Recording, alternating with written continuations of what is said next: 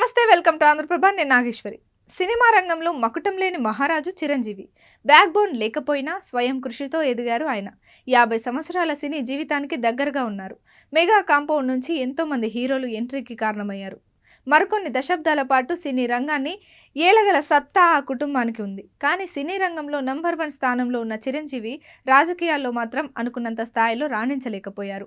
ఎన్టీఆర్ అంతటి సినీ గ్లామర్ ఉన్నా, ప్రేక్షక ఆదరణ పొందినా రాజకీయాల్లో మాత్రం ఆదరణ పొందలేకపోయారు. కానీ ఇప్పుడు మెగా కుటుంబానికి క్లిష్ట సమయం నడుస్తోంది. ఇంతకీ ఏంటది? 2008లో ప్రజారాజ్యం పార్టీని స్థాపించి 2009 ఎన్నికలకు వెళ్లారు మెగాస్టార్ చిరంజీవి. 70 లక్షల ఓట్లతో 18 సీట్లతో మంచి ఉనికి చాటుకున్నారు. సరైన సమయంలో పొలిటికల్ ఎంట్రీ ఇవ్వకపోవడమే చిరంజీవికి మైనస్గా మారింది. అంతకంటే మించి కాంగ్రెస్ పార్టీలో ప్రజారాజ్యం విలీనం బలమైన తప్పిదంగా నిలిచింది. 2014 ఎన్నికల నాటికి ప్రజారాజ్యం ఉంటే ఆ పార్టీ ఏపీలో కీలక భూమిక వహించేది. ప్రజల గుండెల్లో కొంతవరకు స్థానం దక్కించుకొని ఉండేది. కానీ చిరంజీవి ఆలోచన ఏదీ కలిసి రాలేదు. సరైన సమయంలో అడుగులు వేయలేదు. ఏ సపోర్ట్ లేకుండా స్వయం శక్తితో సినిమాల్లో రాణించవచ్చు, కానీ రాజకీయాల్లో అలా కాదు.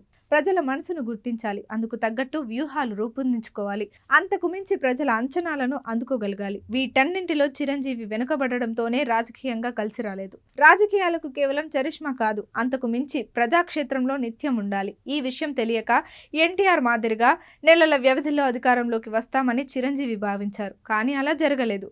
టీడీపీ ఎంట్రీ సమయంలో ఉండే రాజకీయ అనిశ్చితి 2009లో లేదు. చిరంజీవి ఓటమి నుంచి గుణపాఠాలు నేర్చుకున్న పవన్ జనసేనను ఏర్పాటు చేశారు.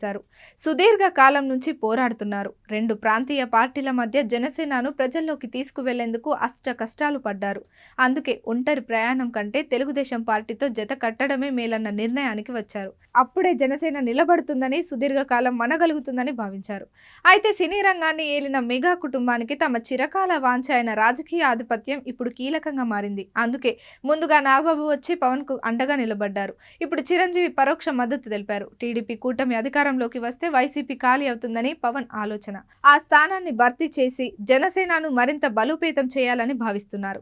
ఈ ఆలోచనలతోనే మెగాస్టార్ తో పాటు మెగా కాంపౌండ్ నుంచి వచ్చిన హీరోలు, బుల్లితెర నటులు జనసేనకు వెన్నుదన్నుగా నిలుస్తున్నారు.